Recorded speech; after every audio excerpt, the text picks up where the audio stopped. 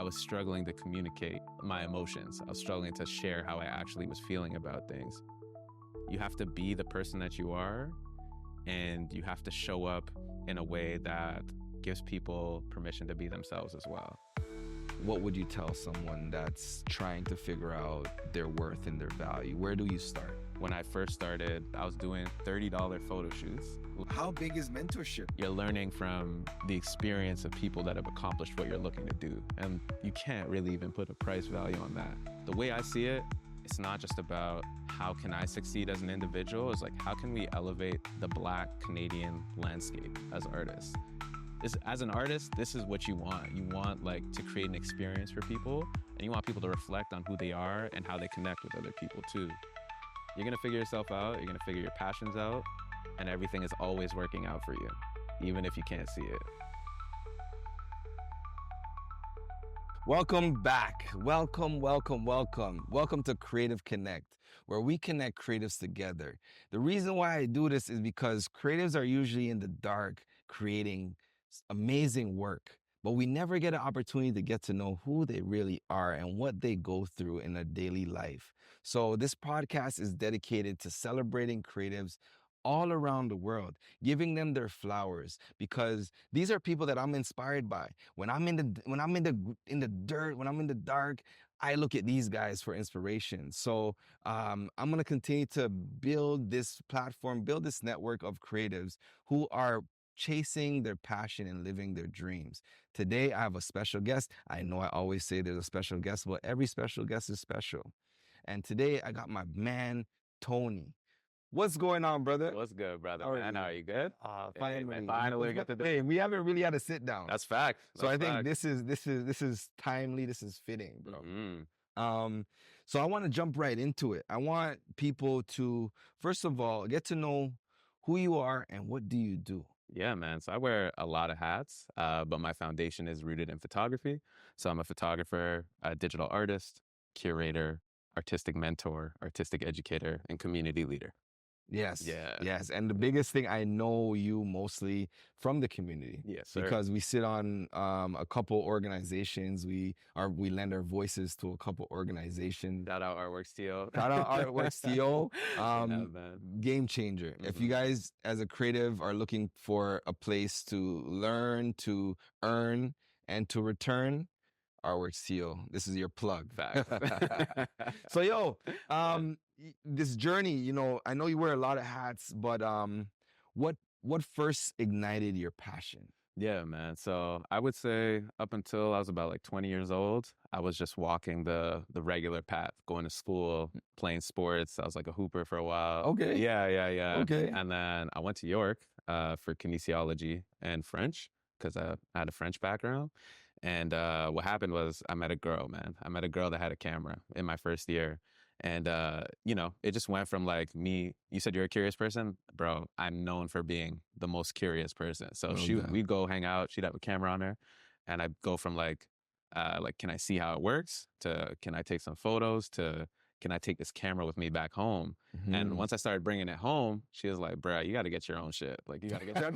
You started taking my camera. Yeah, you're taking my camera. But like, I was so like naturally curious and interested about it that I think I first identified that as a passion like after hooping, right?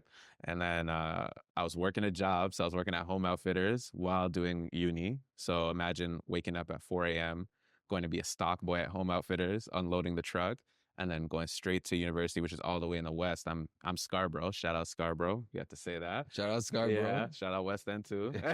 You know, West End be the best end, but we gonna get some love. We're in Scarborough right now, right? Hey, shout out to Scarborough.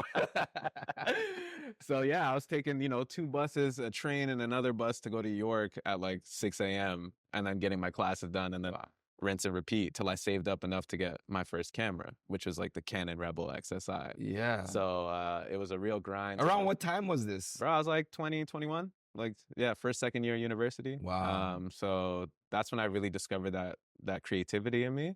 And then once I got my camera, bro, just opened up the manual, read it from top. Like I just taught myself from front to back, read the manual, then hit up YouTube University, you know, watched all the videos and tutorials and shit, and just Hold like, on, you actually read them? that's what I'm saying. Cause that's like, when I say I'm curious, I'm curious. Like, I wanted to know everything from front to back, like Yeah, the whole thing, that's impressive. bro. And that's how I really learned. Yeah, And then I took that information, went on YouTube, just boom, boom, boom, boom. And then, yeah, just started applying it, bro. Just went out shooting and took it from there. yeah. Yeah. Um, so when you started, Mhm. what was the first type of images you were capturing? So it started with landscapes, started with just like going on walks and taking photos and, you know, just trying to understand how the camera works with the environment.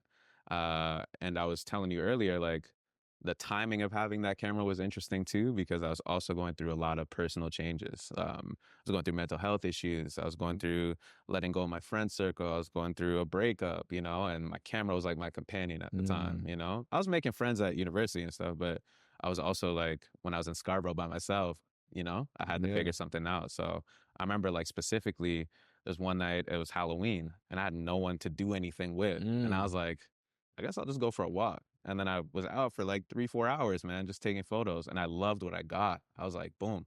And bro, we talk about hustle. I started sharing that right away on Facebook. Like I didn't care about how it was received or perceived. It was just about sharing the journey.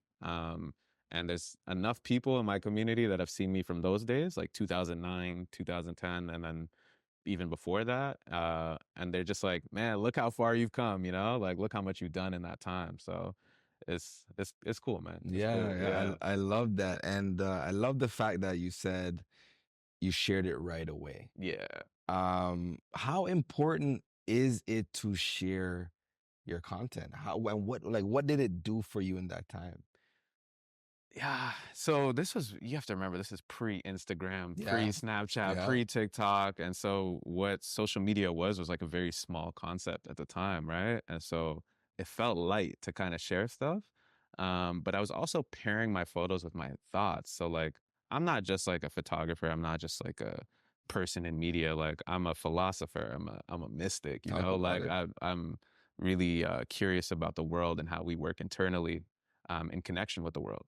So I was like sharing really personal thoughts alongside sharing the photos. And I think that's what people connected with. And I wasn't thinking about, at that time, I wasn't thinking about even a career in it. Like, to be honest with you, when you asked me earlier about my first project was a charity. So Okay. like at 20, 21 years old, having a poverty mindset, I was like, I don't even want to make money off of this. I'm so passionate about it. I don't even want to make money off of this. Hmm. So I started a charity called Shooting for Change. And I was doing $30 photo shoots. Like Okay. Yeah, like yeah, yeah, yeah. whatever floats your boat. Yeah, But yeah. at that time, that's where my mind was at. I was Hmm. doing $30 photo shoots and then taking 100% of the proceeds, meeting up with friends, and then buying food, buying clothes, buying toothpaste, buying socks, and just Wow. feeding the houseless. Wow. And did that for 3, 4 years, you know, with a couple other people. So my boy, you might know Paul. Yeah, Paul, yeah, yeah, yeah, yeah. yeah. So we were doing that at the time, and his girl had an apartment. So we set up the studio there. He was doing video, I was doing photos, Hmm. and then we sort of, yeah, we have like, you go on YouTube, some old footage of like making the sandwiches and handing them out, and that's where it really started. And where did that come from? Like, why doing charity? Like, where does that stem from in your journey? That's a great question, man. So I found out later in life that my last name, Gibber Hewitt, means servant of life. And so I realized that like service is a part of my purpose and a part of my identity. And I think I was unconscious of it like back then, but there was always something in me that's like, there's more to life than just making money. There's more to life than just like having a job. There's more to life. So it's like, how can I make this world a better place?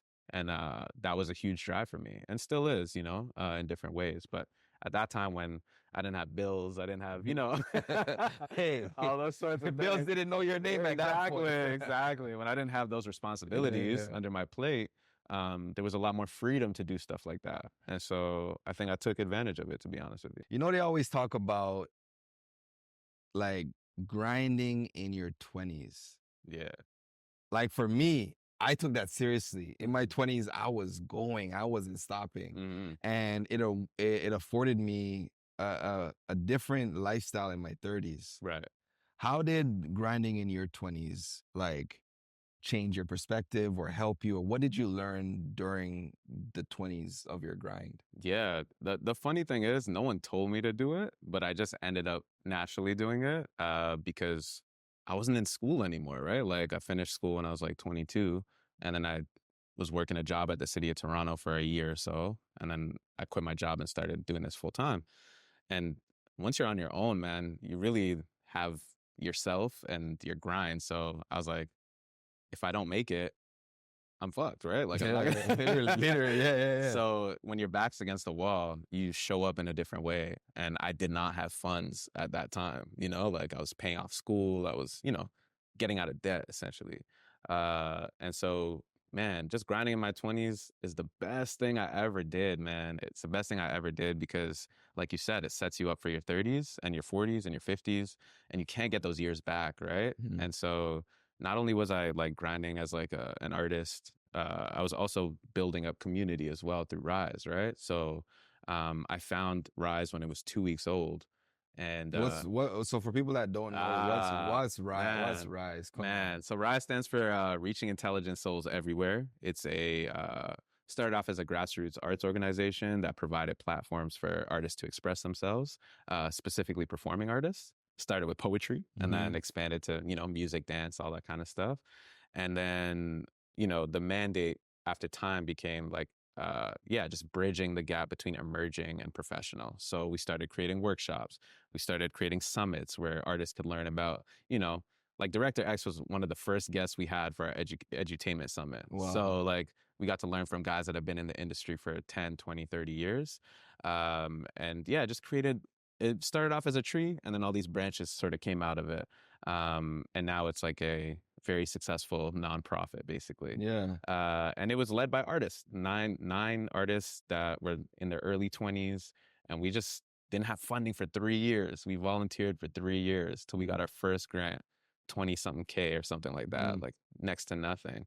And then after that, it just started, we got operational funding, we got all these sorts of things to Yeah. make it a real thing. I say that all to say, you know, my 20s was dedicated to building up my practice, but also building up community. And Mm.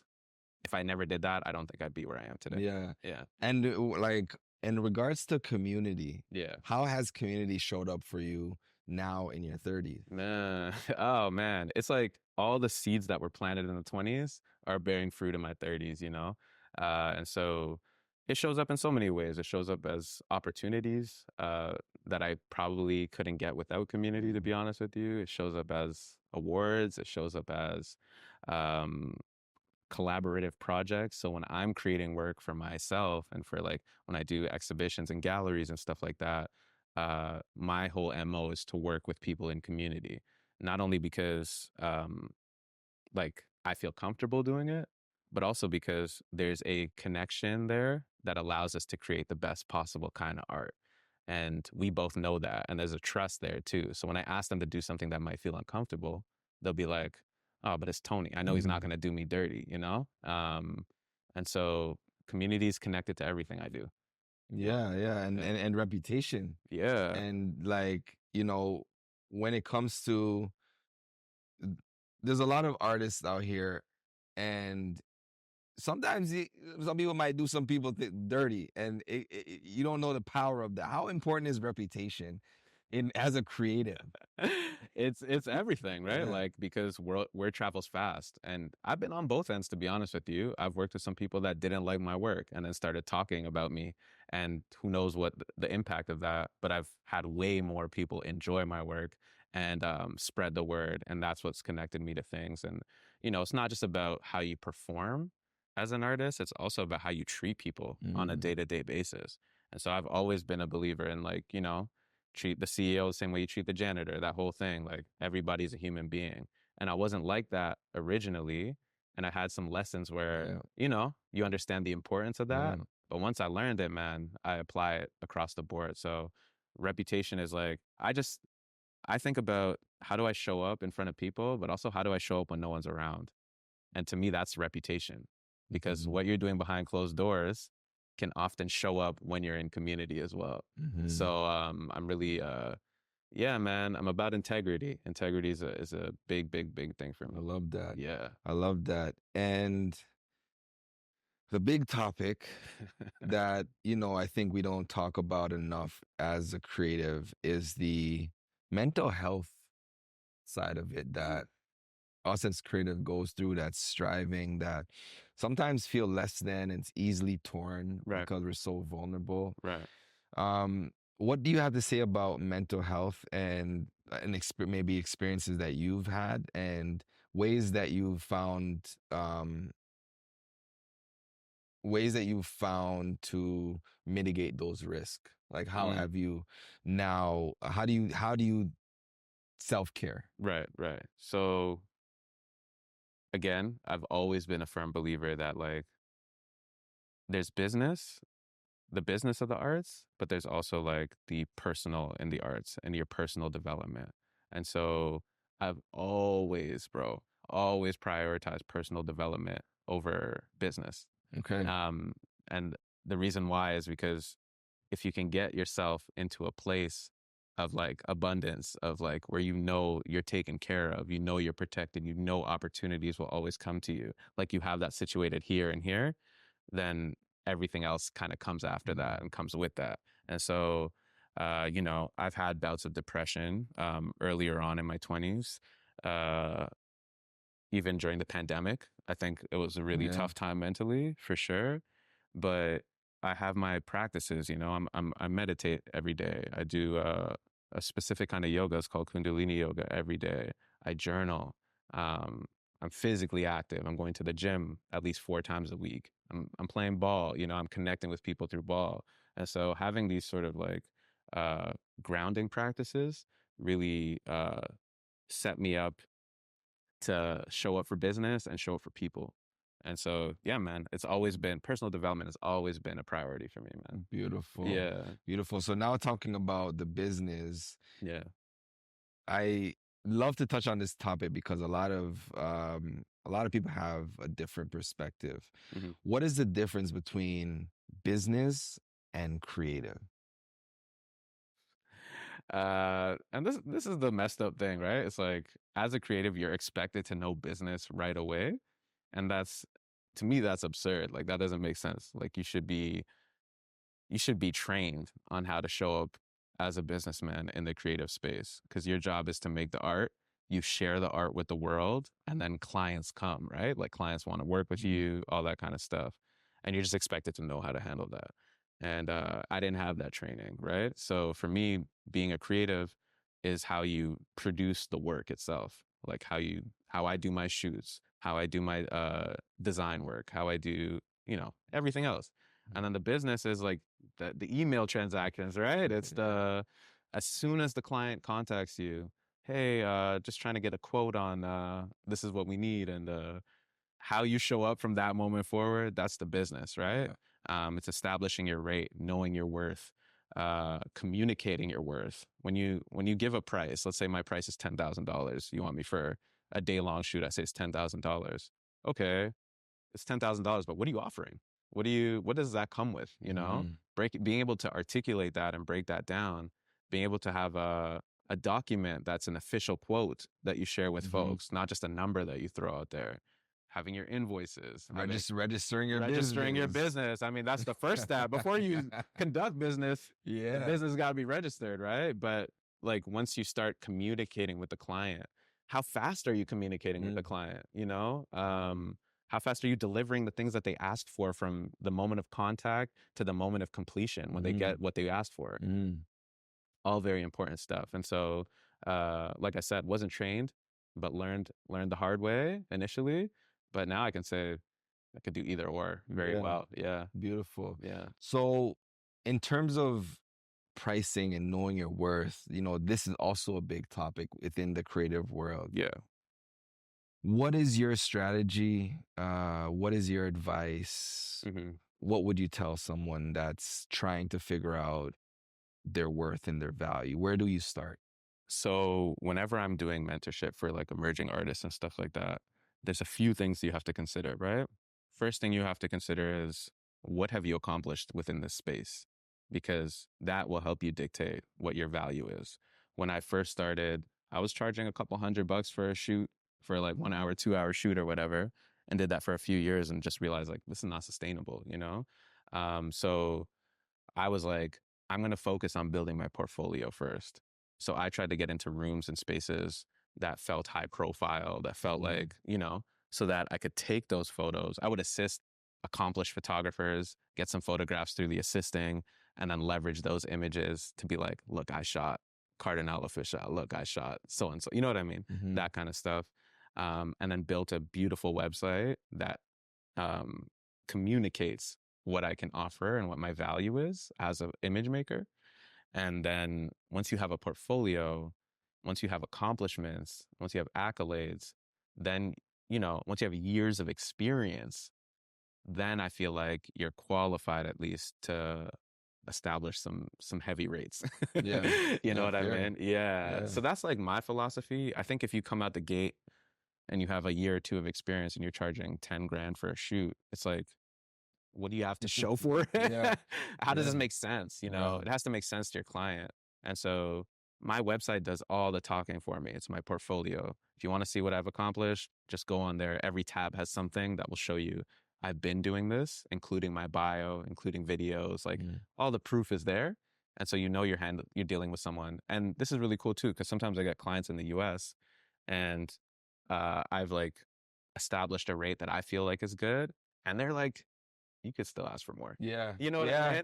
Yeah. You could still Sometimes ask you for just, more. I wish I would have asked for more Yeah. sometimes. And sometimes I get lucky. Like sometimes they will let me know and allow me to Yeah. readjust my quote. And then sometimes they don't, you know? So do you feel like sometimes it is shooting in the dark when like when putting a budget together? Like, Okay. Best advice I ever got, ask them what their budget is first.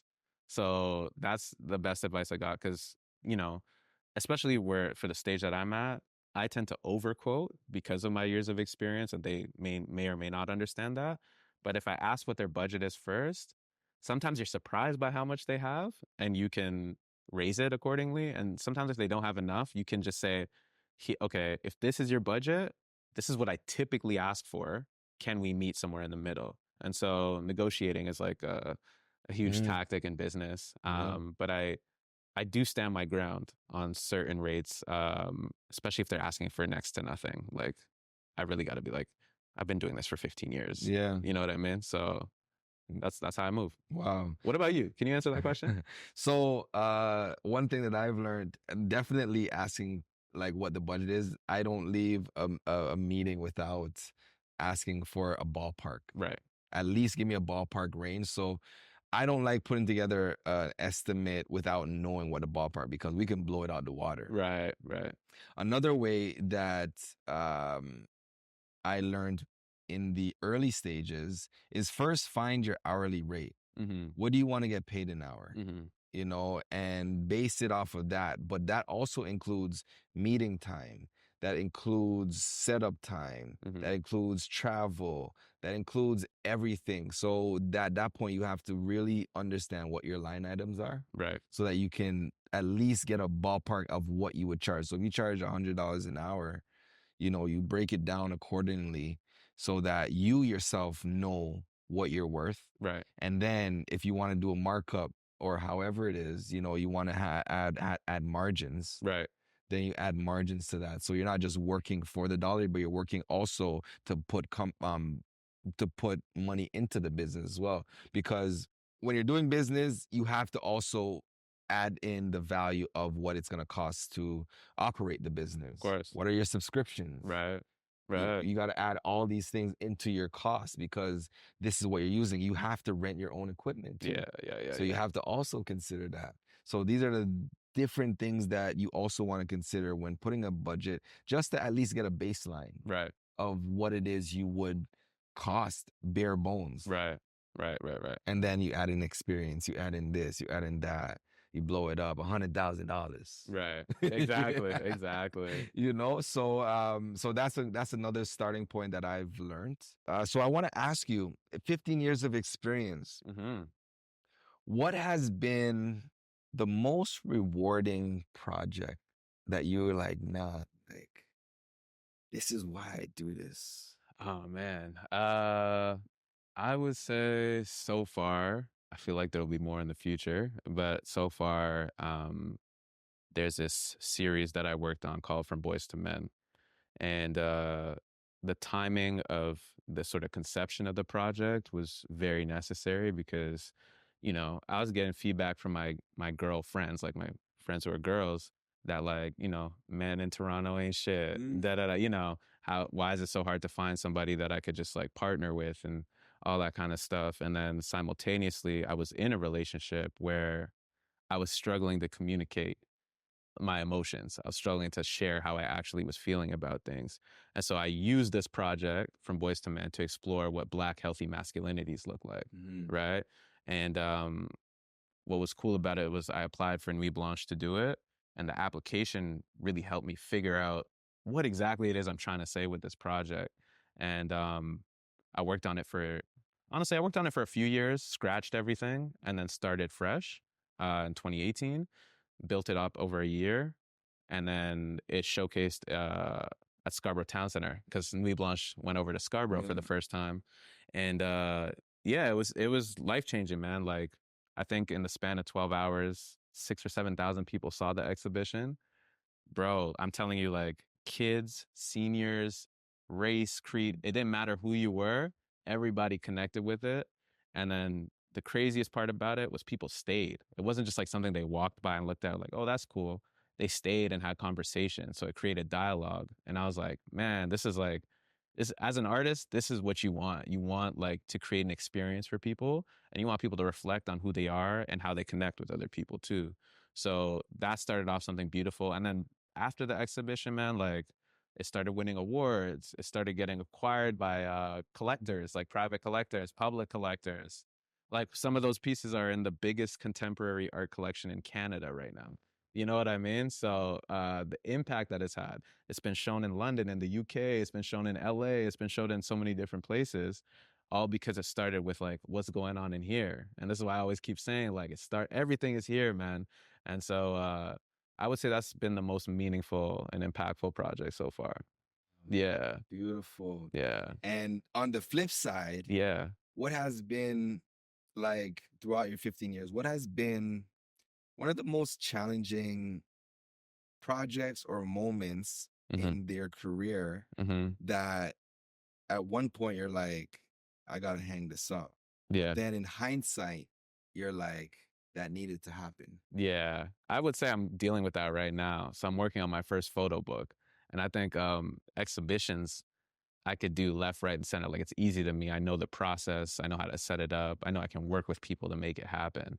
But when you're doing a book for yourself, it's there's so much you have to consider and it's such a different process for bringing it to life. And there's so many like financial things you have to consider to make it a reasonable project to do. And so I've been trying to do a photo book for like 5 years now. I want my coffee book table that is like a retrospective of all the work I've done over the past 15 years. And so thankfully, I can say I now have support. Like I'm doing a artist residency with folks that are helping me build a book from scratch, basically. But I would say that's been my biggest challenge, man. Like, and I want it to be, not just something that like 10 or 15 or 20 people have. Like I want this to be like a global product. You know what I mean? And so I have big visions for the book. And so doing it the right way has been a big, big challenge, man. Yeah. Yeah. Well, thanks for sharing that. Yeah. We spoke a little bit about streams, avenues, income, Mm-hmm. photography. Mm-hmm. What are some ways photographers can expand their revenue stream in photography? Yeah, that's a good question. There's quite a few ways. So it depends on what genre of photography you're in, of course, but I can only speak to what I know. So I call myself like a stylized portraiture photographer. And so there's a bunch of ways, right? So I can name off a few ways that I make income. There's obviously the traditional client reaches out, you do photographs. There's getting funding from private or sort of government bodies. Mm. So grants or like I apply for private funding as well for projects. There's licensing your images, right? And so when you build a reputation for yourself and you have work that's powerful, that speaks to different concepts, a lot of the times institutions reach out to you and they say, hey, we love your work. We'd like to use this for a catalog that we're building, or we'd like to use this for, like, CBC reaches out quite a bit to use my work for like documentaries that they're producing, or like TV series or limited series or whatever. And so, yeah, people reach out to you for licensing, and then, the beautiful thing about that is the work is already done. All you really have to do is share the image and create a contract agreement. And the only work is the agreement itself. And then boom, that's like a source of income, right? There's obviously like teaching as well. I've always been passionate about teaching. I knew in university I wanted to be a teacher of some sort, but I wanted to do it my way. I didn't want a curriculum to tell me how to do it. And so I love designing programming and workshops about how to improve as a photographer. What are the basics? How do you need to learn these things?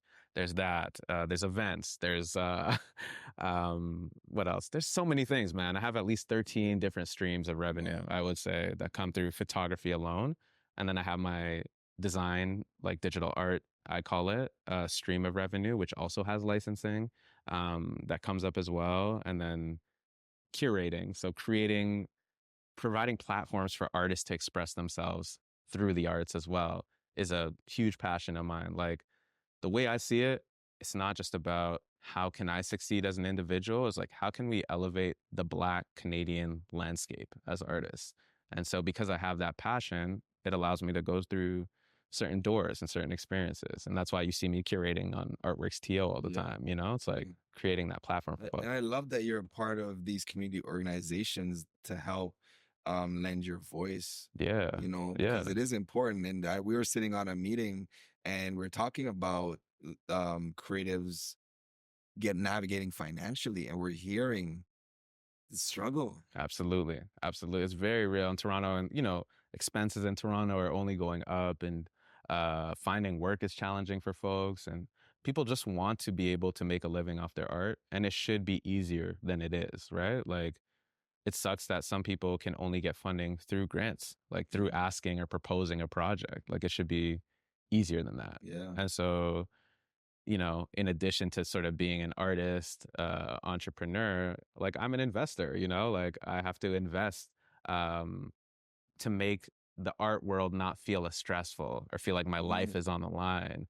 And I want to encourage artists to do more of that as well, because there's a way to do investing that is hands off, but still providing you with some income. Yeah. Yeah. Beautiful. Yeah. I love that. Yeah. Like with everything that you're doing, hmm what is as a creative, what is your fight? What is your why?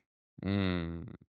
My why is it's connected to my childhood, actually, man. So I grew up in Scarborough, obviously, but the elementary school that I went to, I was one of like four Black kids in grade 7 and 8 combined. So I was surrounded by, Filipinos. I was surrounded by like South Asian folks. I was surrounded by a lot of white people too. And I had early on an identity crisis. I was like, who am I in relation to everyone else, Like, in grade 4, grade 5, like, there's a Filipino dude that just called me a nigger straight up. Never heard the word even. I was like, 9, 10 years old. But instinctively, when he called me that, I punched him in the face. Because just the intention behind it made me feel like you're trying to disrespect me. And I'm from Ethiopia, right? My dad's from Ethiopia, my mom's from Rwanda. Back in the day, to say you were Ethiopian at an elementary school, all people thought about was World Vision. And so I never claimed that identity.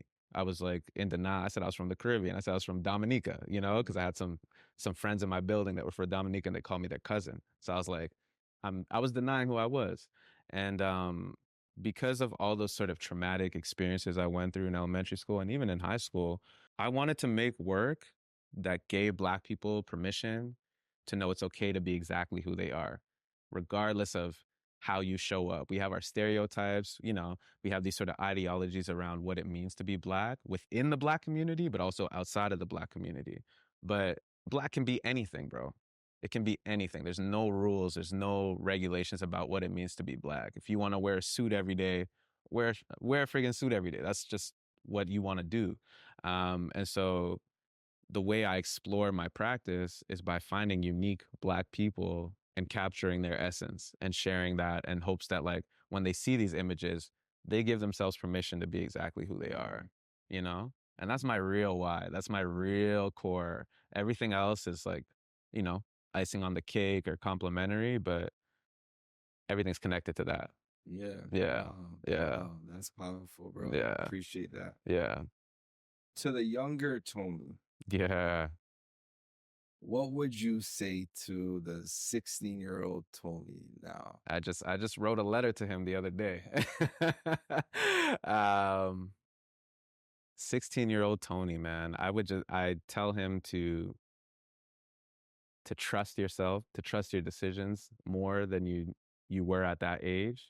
Um, and to know that everything is ordained for everything is set up for you already. You have to be the person that you are, and you have to show up in a way that gives people permission to be themselves as well. Because I was a bully in elementary school. I was getting bullied and I was bullying, you know? And I brought that into high school a little bit. Got in a fight on the first day, like on the court, on the ball court kind of thing. And so that 16-year-old version of Tony was very hurt. He was very like discombobulated. And so I would let him know that like you're gonna figure yourself out. You're gonna figure yourself out. You're gonna figure your passions out, and everything is always working out for you, even if you can't see it. That's something I tell myself every day. Everything is always working out for you. Shout out Randall. He told me about that. Shout out Randall, man. Everything is always working out for me. So that's what I'd say, man. Yeah. What about you? What would you say? What would I say to the 16-year-old dude. self? Yeah. I would just say to continue to believe in yourself. Yeah. Not let people steer you into who you truly aren't. Mm-hmm. Mm-hmm. Because people will not know your passion or your dream or what you see for yourself. And the more you allow people to dictate who you are, the less you are of yourself. Right. And when you've gotten so far gone, you can become lost in what everybody thinks you are and actually forget who you are. Mm-hmm. And the goal is to stay as close to who you are and you feel it Yeah. inside. Yeah. You know when you are who you are. Yeah. Right, because anxiety is when you're thinking ahead. Mm-hmm. Depression is when you're thinking behind. But Mm-hmm. who are you in the present? Mm-hmm. And if you can always wake up and check in with yourself, Mm-hmm. you know, my younger self be checking with yourself every day. Are you happy? Mm-hmm. And don't let society tell you what you should be. Fact. Because I went the unconventional way. I've never really worked a 9 to 5. Right. I've never really been the biggest in school. Right. I never felt like I would fit in because I didn't have the papers. I didn't have Mm-hmm. the certain credentials that someone higher up can tell you, okay, you're fit for this project or Right. fit for this position. Right. So I never had that. So I always had to swim uphill. Mm. And I had to learn to face the current. Absolutely. Absolutely. Yeah. That's dope. That's dope, man. Yeah. So I'm definitely like we're supposed to be here. Yeah. 100%.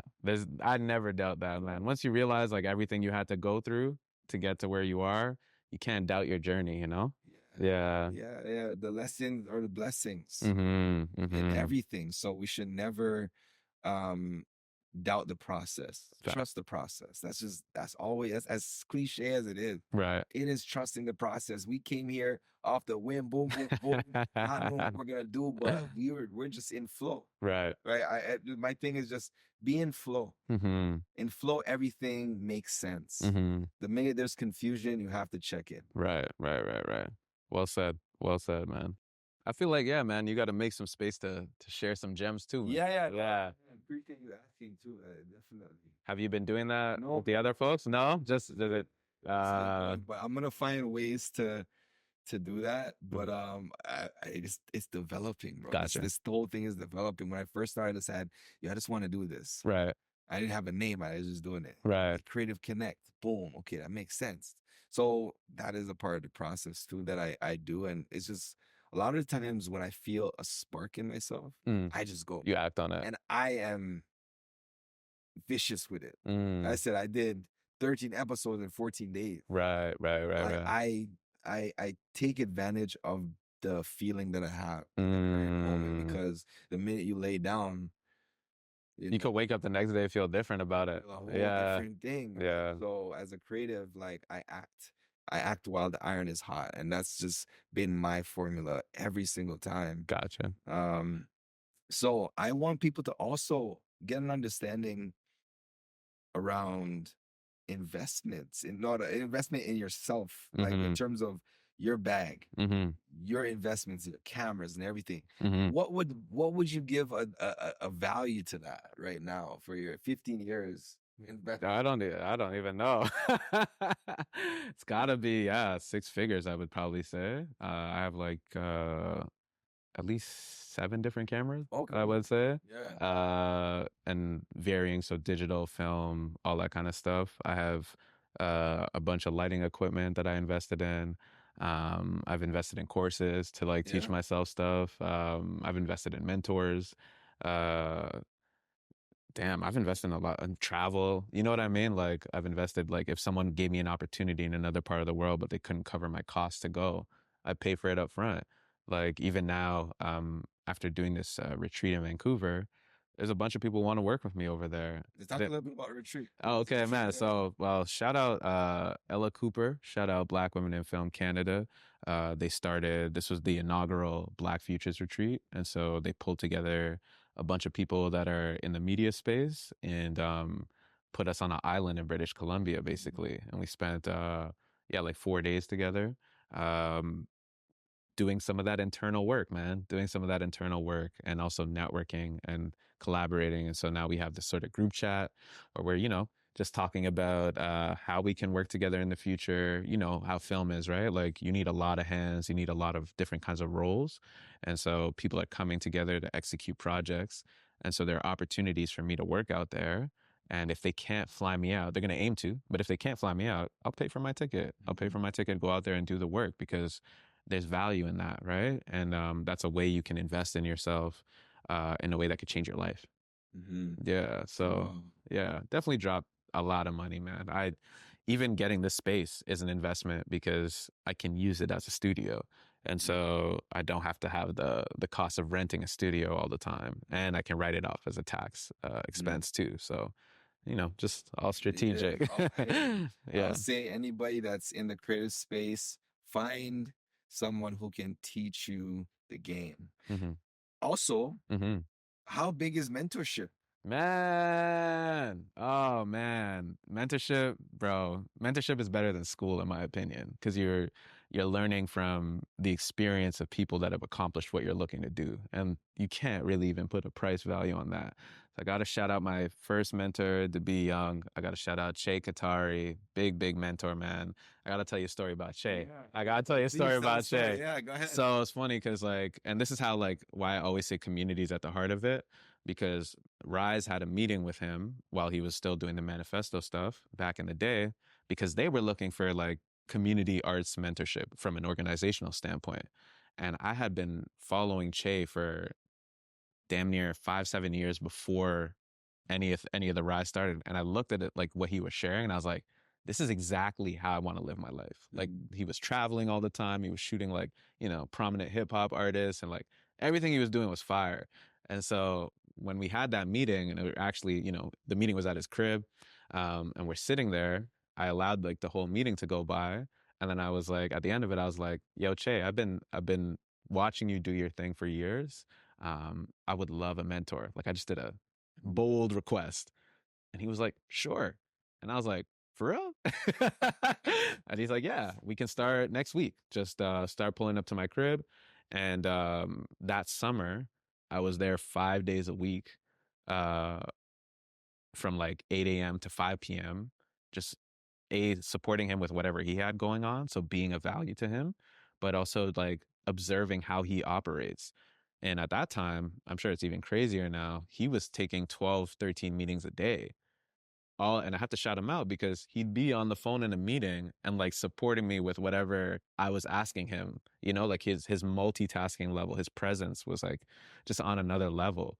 And just by being around him and experiencing what it's like to operate at that level, I just took that with me and brought it to my own work, you know? And so the way I structure my day is very rigorous. The way I kind of like operate is like it's high functioning. And so got to shout out Shay because he didn't have to do that. And then in that same summer, he started doing a mentorship program through Cultural Hotspot called We Are Lawrence Avenue, him and Jelani Morgan.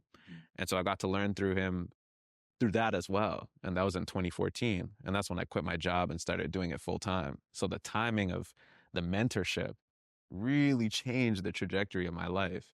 And because I felt the value of it, I was like, I have to do this for other people. Like, I have to pay that forward because it really can change someone's life. And I can say for sure, there's folks that I've mentored that are now doing this professionally, you know? And so um, you can't quantify how much that changes people's lives or the value of that. So, Beautiful. yeah, Wow. yeah, I would say the same thing. I always say, one, community is like my backbone, right.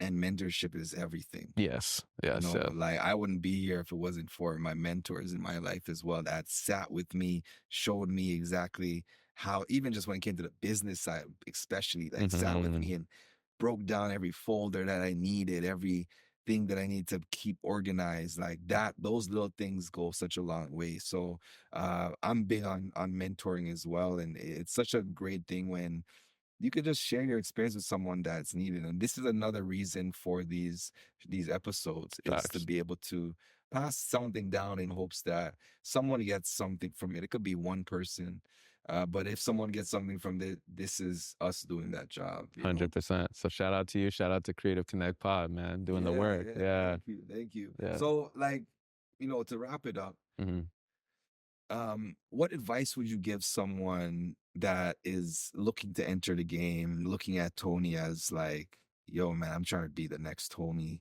hmm What advice would you give that creative? Honestly, I would say the best thing that I did over the course of like this journey so far is find ways to be of service to people. So like if the money isn't coming in, if you don't have a sort of business structure situated for yourself, get involved with people that are starting up certain things, like things that you feel connected to, things you feel passionate about. I got connected to Rise because it reminded me a lot of shooting for change. It was selfless. It was about being of service to folks. And it really resonated with me by the time I first went to it. And so when I first attended it, as soon as it was done, I was like, how can I get involved? And bro, that one question, brother, changed everything. So if you are, an emerging artist, emerging photographer, emerging filmmaker, whatever it is, find ways to just be of service to people that have things going on. Whatever excites you, move towards that. And your life will never be the same. Whew, I don't think I got more to say after that. Hey, that's it. That's it. I'm gonna have to get out of here right now. But for anybody that wants to get in touch with you, how can they find you? Yeah, so just you can hit me up on IG. It's probably the best place. So it's at TonyxTones. And that's on Twitter, that's on Threads, all that kind of stuff. And the website is xvxyphoto.com. But yeah, feel free to reach out. Always happy to connect and work. And thank you for having me, bro. I Thank you for appreciate it, coming. man. Yes, sir. Oh, this was Much good, respects, man. This man. was Much good. Thank you respect. so much for taking the time. Thank you, man. Yeah. Yeah. Much love, bro. Much, much love, man. Yeah. Yes. All right. That's That's it. a wrap. That's dope. I like the formula, man.